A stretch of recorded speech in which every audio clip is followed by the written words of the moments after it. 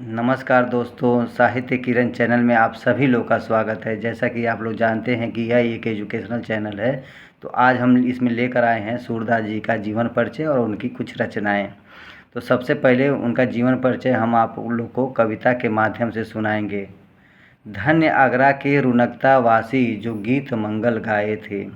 धन्य आगरा के रुनकता वासी जो गीत मंगल गाए थे।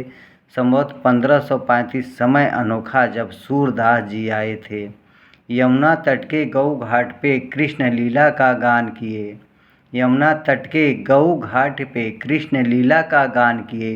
गुरु मानकर बल्भाचार्य को अष्टसाप में नाम लिए। सूर सागर को रच के साहित्य लहरी गाए थे। सूर सागर को रच के वे साहित्य लहरी गाए थे। संवत 1640 चले गए जहाँ से वे आए थे। तो इस तरह से इस कविता के माध्यम से आप उनका जीवन परिचय याद कर सकते हैं। और आज हम उनका एक पद सुनाएंगे। एक समय की वाकया है जब एक छोटी सी चिड़िया किसी डाल पे बैठी होती है और नीचे आकेटक उस पर निशाना लगाया हुआ है और ऊपर बाज बैठा हुआ है। उस समय की वाकया है कि अब की राख लियो भगवान, हौ अनाथ बैठो ड्रुम डारी, पारद सादे बान, ताक्यो डर मैं भाजो चाहत, ऊपर ढक्यो सचान।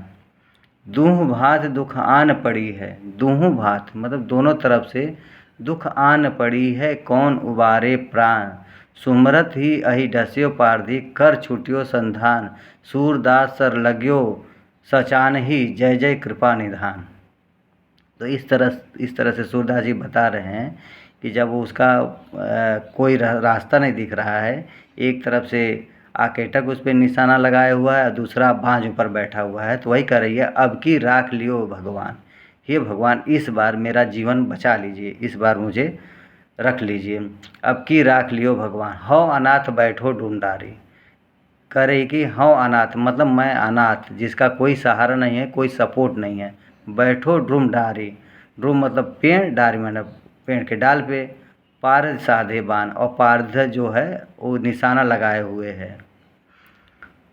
ताक्यो डर मैं भाजो चाहत, ऊपर ठग्यो सुचान, जिसके डर से तो मैं भागना तो चाहती हूँ, लेकिन ऊपर जो बैठा हुआ है वो सचान बैठा हुआ है, बाँझ बैठा हुआ है। और दूह भात दुखान पड़ी है, कौन उबारे प्राण, दोनों तरफ से दुख आ गई है। एक तो वो निशाना लगाया हुआ है, दूसरा बाँझ बैठा हुआ है, कौन उबारे प्राण, ऐसे समय में कौन बचा सकता है।